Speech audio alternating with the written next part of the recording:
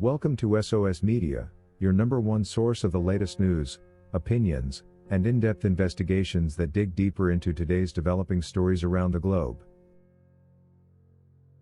R. Kelly's lawyer Jennifer Bonjean filed 2 motions at the Chicago federal court seeking for a new hearing, or an absolute reversal of Kelly's verdicts on child pornography and other sex abuse-related charges, basing on numerous technical issues which will likely be heard at an appeal to the 7th Circuit U.S. Court of Appeals.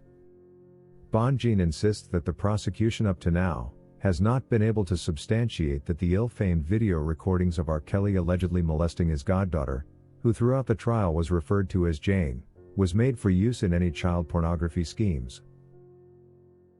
The prosecutors were neither able to ascertain that the alleged video recording had crossed state lines, nor prove that Kelly forced underage victims to participate in sexual acts.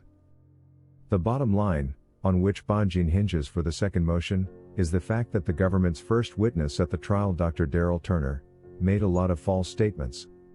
Notable was the revelation that he charged prosecutors $250 hourly, yet in reality he was paid US $450 per hour. As if to add an insult to an injury, Dr. Darrell further lied to the jury that he had a 2-hour payable engagement with his client, yet he actually later requested for a 6.5-hour disbursement. It is also point clear that the prosecutors knew about these lies but failed to correct them for the jurors. Bonjean believes that the jury would have rejected Dr. Darrell's testimony totally, had they been informed about this misleading information prior. What a shame. This Jane had spent over 2 decades to bring forward the abuse she claims to have suffered from R. Kelly.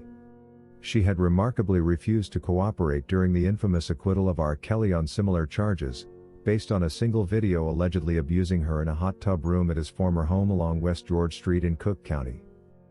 She lied about her relationship and refused to testify against Kelly. Consequently, R. Kelly and his 2 associates, Milton June Brown and Darrell McDavid, were acquitted by a jury of 5 men and 7 women.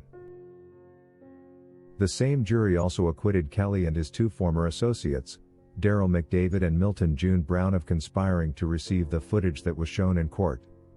The very jurors seemingly determined that even if the videos they saw were to be genuine, they still could not say beyond a reasonable doubt that Kelly's team schemed to get them back, or even knowledgeably acquired them. But then, Kelly's appeal aside, it's disturbing enough for anyone who comes to learn that Judge Ann Donnelly actually gave R. Kelly a 30-year sentence, including a fine of $100,000 in the Brooklyn federal court. Kelly was later unfairly put on a suicide watch by the U.S. Attorney's Office, a development Kelly's attorney justly considered unfair and uncalled for.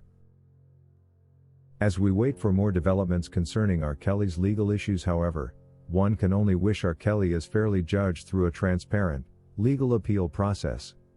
As of now, we haven't seen anything of the kind yet. Thank you for watching today's video brought to you by SOS Media. If you haven't subscribed to our channel yet, please subscribe, and hit the bell icon so you never miss any of our videos. Also remember to leave your comment about today's topic in the comment section below.